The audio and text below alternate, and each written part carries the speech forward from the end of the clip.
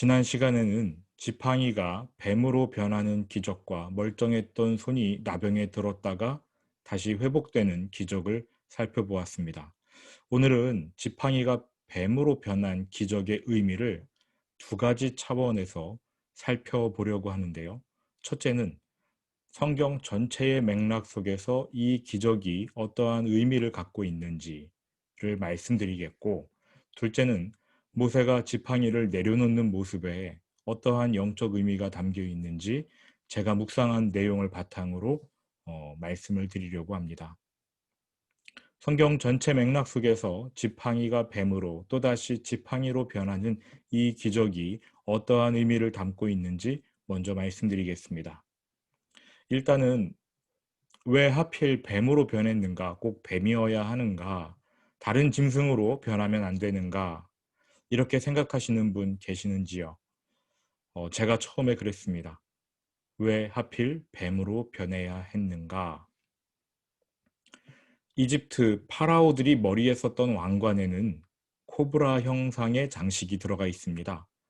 인터넷에 투탕카멘 이렇게 치고 검색해 보셔도 황금으로 된 그 파라오의 얼굴 형상에 왕관, 거기 코브라 장식이 달려 있는 것을 보실 수 있을 겁니다. 파라오 머리에 썼던 뱀 장식은 그냥 머리 장식이 아니고요. 파라오들의 수호신을 형상화한 것입니다. 우상이지요.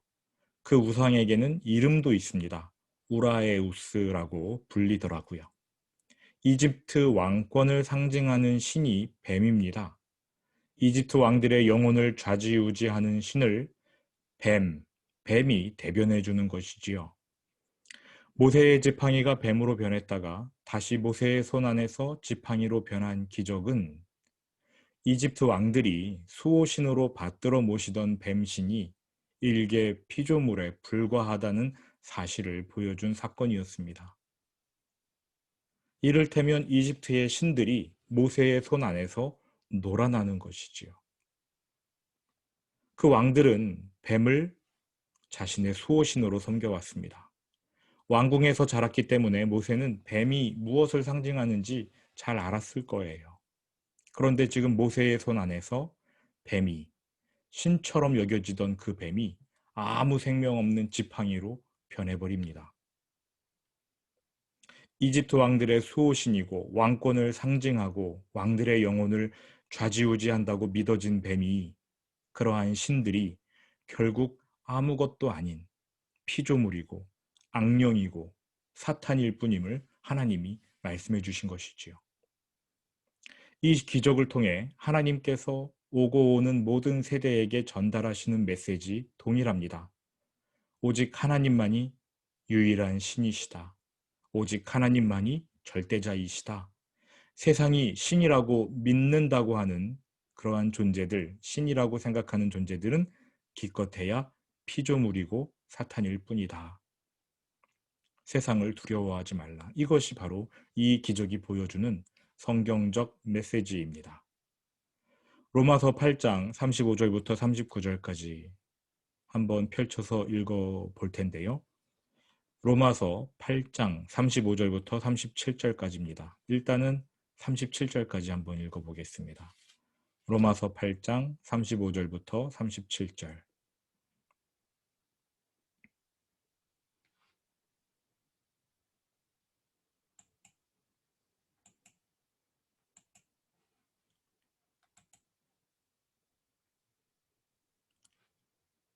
같이 읽어 보시겠습니까?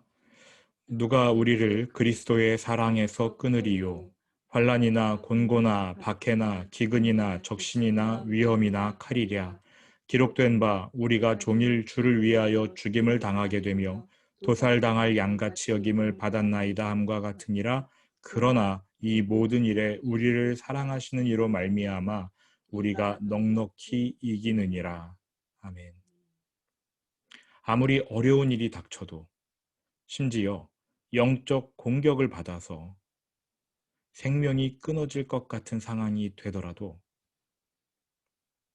35절 누가 우리를 그리스도의 사랑에서 끊으리요? 환난, 곤고함, 박해, 심지어 사탄의 악한 계략도 우리를 그리스도의 사랑에서 끊을 수 없다고 합니다. 37절, 이 모든 일에 우리를 사랑하시는 이로 말미암아 우리가 넉넉히 이기느니라. 우리가 넉넉히 이기느니라. 하나님 때문에 우리가 넉넉히 이긴다고 합니다. 사도 바울은 이 구절의 결말을 이렇게 말합니다. 38절, 39절 같이 읽어보시지요. 내가 확신하노니 사망이나 생명이나 천사들이나 권세자들이나 현재일이나 장래일이나 능력이나 높음이나 깊음이나 다른 어떤 피조물이라도 우리를 우리 주 예수, 그리스도 예수 안에 있는 하나님의 사랑에서 끊을 수 없으리라. 아멘.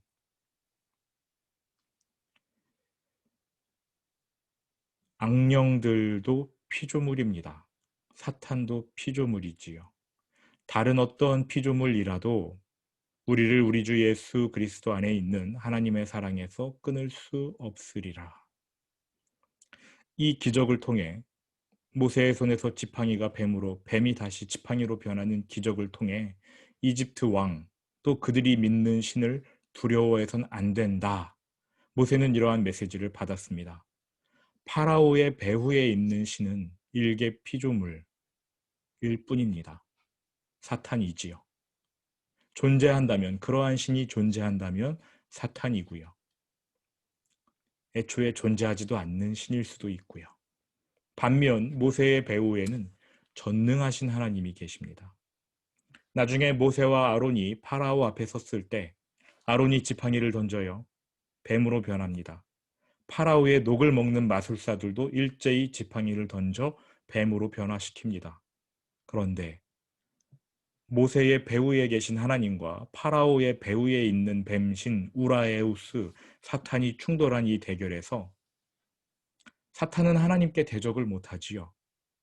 필적할 상대가 못 되지 않습니까?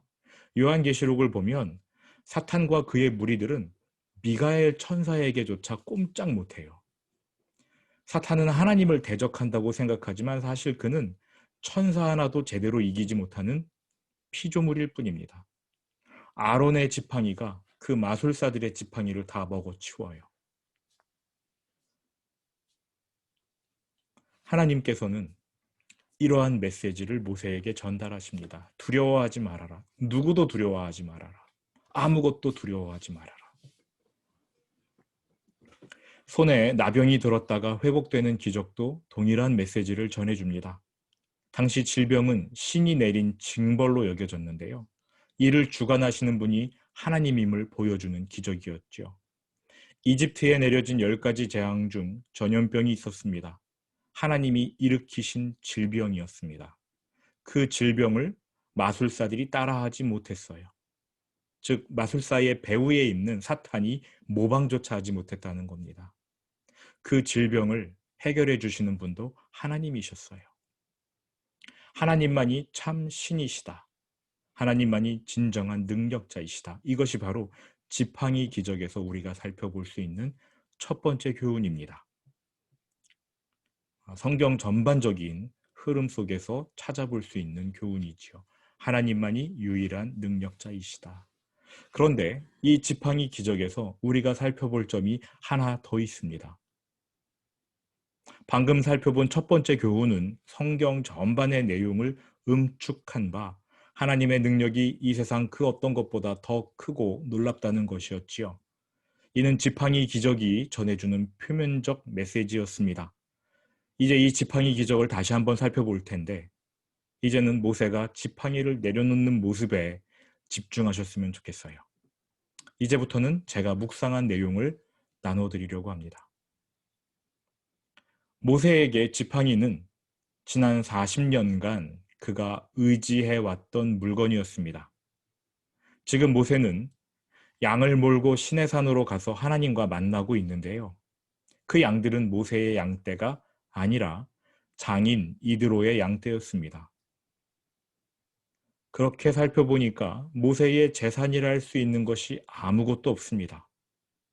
나중에 모세가 장인의 집을 떠나 이집트로 내려갈 때 그가 가지고 간 거는 딱 지팡이 하나뿐이었다고 성경이 말하고 있습니다.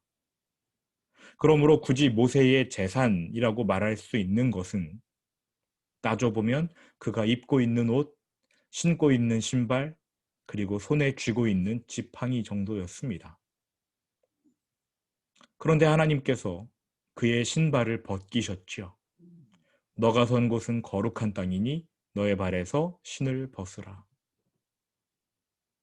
주인 앞에서 종들은 신을 신고 있을 수 없습니다. 신을 벗으라는 명령을 통해 하나님은 내가 너의 주인이고 너는 나의 종이다. 이렇게 관계를 정리해 주셨지요.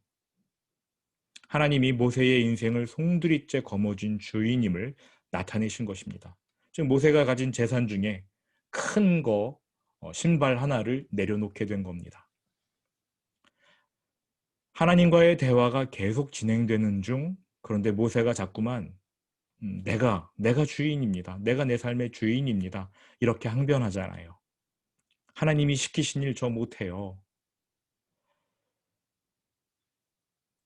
출애굽 사역을 마치 자신의 일이라고 생각하면서 주도권을 내려놓지 않으려고 하자 하나님께서 모세에게 지팡이를 내려놓으라고 말씀하십니다.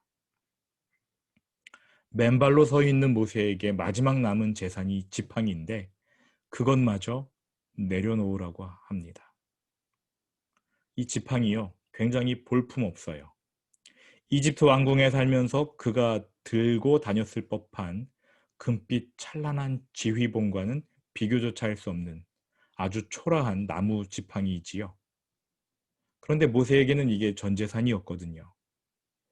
40년 동안 손에 지니고 다녔던 지팡이였습니다. 그의 전 재산일 뿐만 아니라 자신의 삶과 동일시할 만한 물건입니다. 그런데 하나님께서 그것마저 내려놓으라고 하십니다. 4장 3절 여호와께서 이르시되 그것을 땅에 던지라 하시매. 그것을 땅에 던지라. 바꿔 말하면 하나님께서 너 그 지팡이 내려놔. 내게 바쳐. 이렇게 말씀하신 것이지요.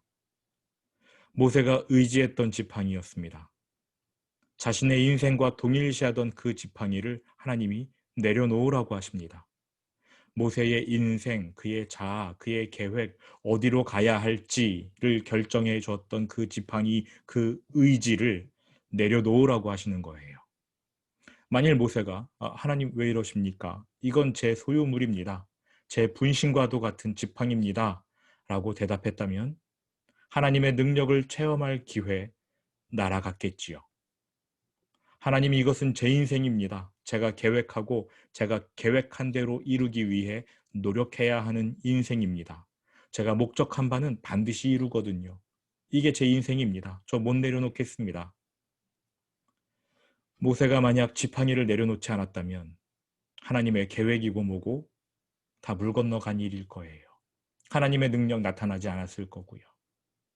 모세가 자신의 삶을 내려놓지 않으면 하나님의 능력 체험할 수 없습니다. 하나님께서 지팡이가 필요해가지고 혹은 그 지팡이가 탐이 나셔서 모세더러 내려놓으라고 하셨겠습니까? 어차피 나중에 그 모세에게 뱀꼬리를 잡으라고 말씀하시고 그렇게 모세가 뱀꼬리를 잡았을 때 다시 지팡이로 변화시켜서 모세에게 돌려주시지 않았습니까? 하나님이 이 지팡이를 소유하려 하시는 게 아니지요.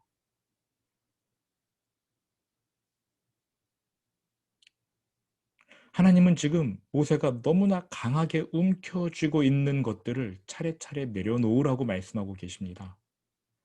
지팡이로 대변되는 것은 그가 강하게 움켜쥐고 있던 고집스러운 자아였습니다. 자아를, 고집을, 욕심을, 자기 생각을, 계획을, 자기 의로움을 내려놓으라고 말씀하시지요. 하나님의 뜻보다 나의 계획을 앞세우고 하나님의 말씀보다 내 욕심을 내세울 때 하나님이 역사하실 수 없으니까요. 그래서 내려놓으라고 하시는 겁니다. 하나님은 모세가 이 지팡이를 내려놓으면서 자신의 자아까지 함께 내려놓길 바라셨습니다. 모세야, 고집 부리지 않아도 된다. 너의 자아를 나에게 맡겨도 된다. 괜찮아. 모세가 지팡이를 내려놓아요. 물론 그는 아직 자아를 완전히 내려놓지는 못했습니다. 하지만 하나님께서는 모세가 자아를 내려놓을 경우 하나님이 어떠한 일을 하실 수 있는지 보여주셨어요. 지팡이가 뱀으로 변했습니다.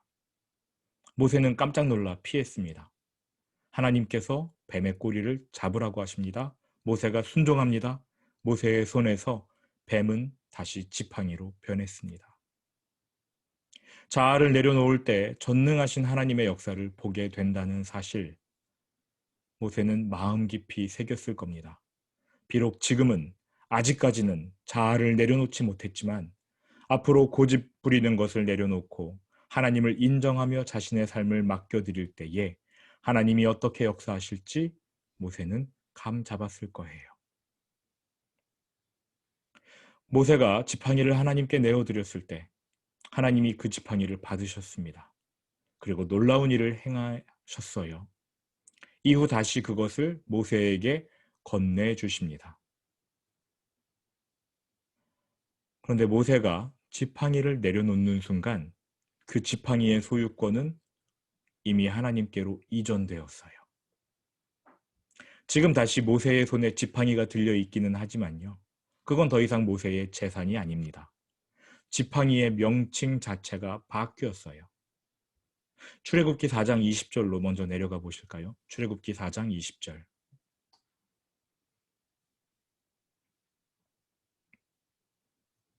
출애굽기 4장 20절. 같이 한번 읽어보시겠습니까? 모세가 그의 아내와 아들들을 나귀에 태우고 애굽으로 돌아가는데 모세가 하나님의 지팡이를 손에 잡았더라. 아멘. 지팡이의 이름이 바뀌었죠. 하나님의 지팡이래요. 소유권이 바뀐 겁니다. 모세가 들고 있어요, 여전히. 그리고 모세가 들고 있었던 40년간 들고 있었던 지팡이 모습과 똑같습니다. 별반 다른 게 없어요. 이 지팡이에 어떤 능력이 담겨 있느냐? 절대 아닙니다. 그냥 똑같은 지팡이입니다. 그런데 하나님이 이 지팡이를 본인의 소유로 받으셨습니다. 언제요? 모세가 이 지팡이를 땅에 내려놓을 때. 그리고 모세에게 돌려주시지요. 너 이 지팡이를 들고 애굽으로 내려가라. 너가 이 지팡이를 들 때 하늘을 향하여 올려 치켜 들을 때 내가 역사할 것이다.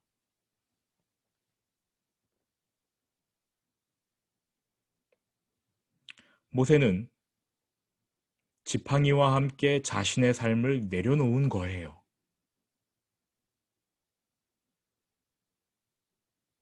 모세가 집착하던 자아의 고집을 내려놓자 하나님께서 그에게 새로운 자아를 건네셨습니다. 이제 모세가 살아가는 인생은 더 이상 모세의 삶이 아닙니다. 물론 모세가 살아가지요. 그러나 그 삶의 소유권이 하나님께로 이전했어요.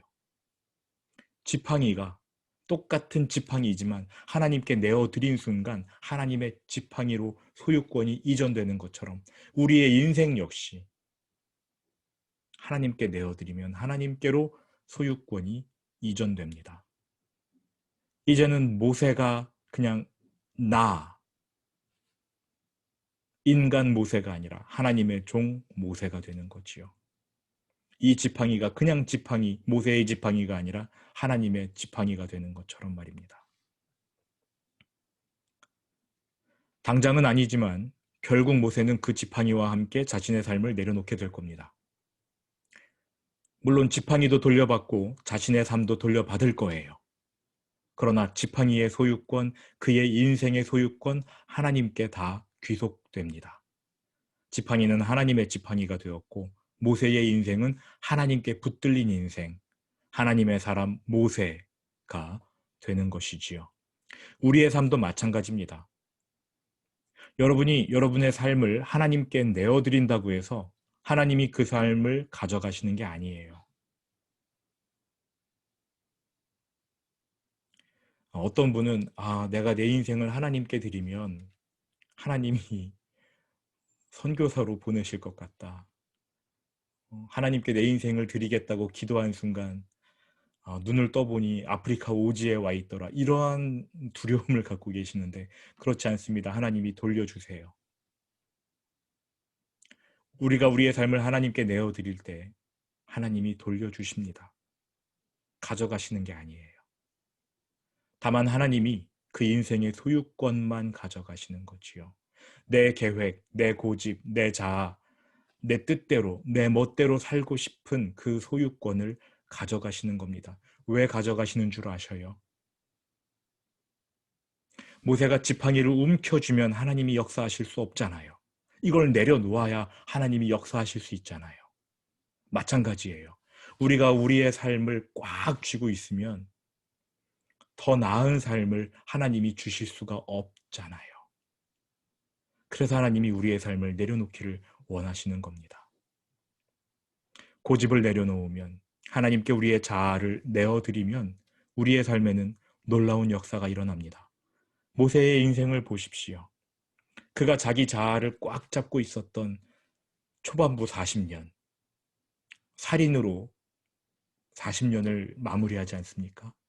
그 뒤 40년도 상처로 꼭 붙이고 있던 그의 삶 속에서 아무런 일도 일어나지 않았어요. 자아를 내려놓을 때에 하나님이 역사하십니다.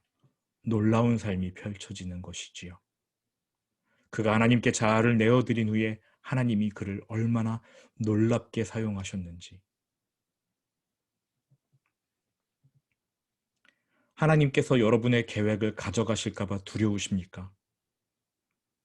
여러분의 뜻, 여러분의 계획, 하나님이 다 가져가실까 봐 두려우신가요?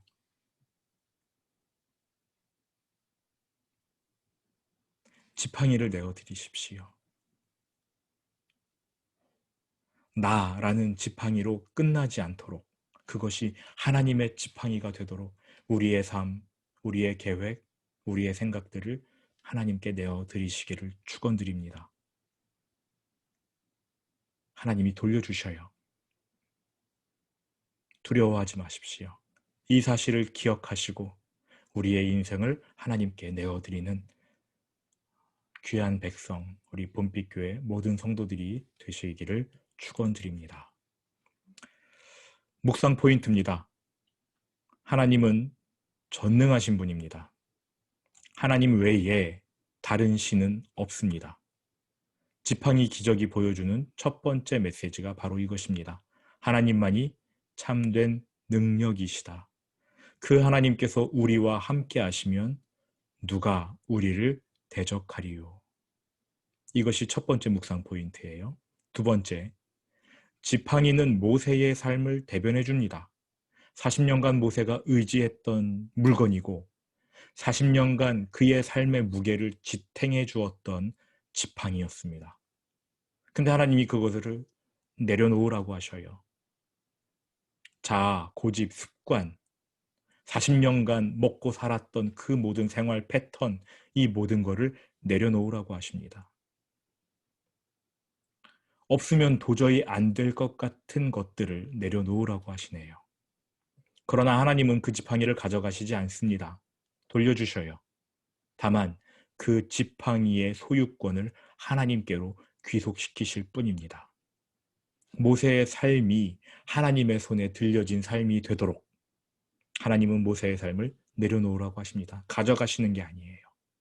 그러니 하나님께 내어드리면 오히려 이득이지요. 하나님께 우리의 삶을 내어드려야 우리는 행복하게 살 수 있습니다. 이것이 두 번째 묵상 포인트입니다. 오늘 말씀 기억하면서 한 1분 정도 같이 기도하셨으면 좋겠는데요. 기도 제목, 전능하신 하나님이 우리와 함께 하신다. 이 사실을 믿게 해 주십시오. 이 사실을 믿는 믿음 우리에게 허락해 주옵소서. 두 번째는 하나님께 우리의 인생을 내어드리는 우리 마음의 결단, 그 결단도 하나님께서 허락해 주십시오. 이렇게 두 가지 기도 제목 가지고 1분 정도 같이 기도하겠습니다. 같이 기도하겠습니다.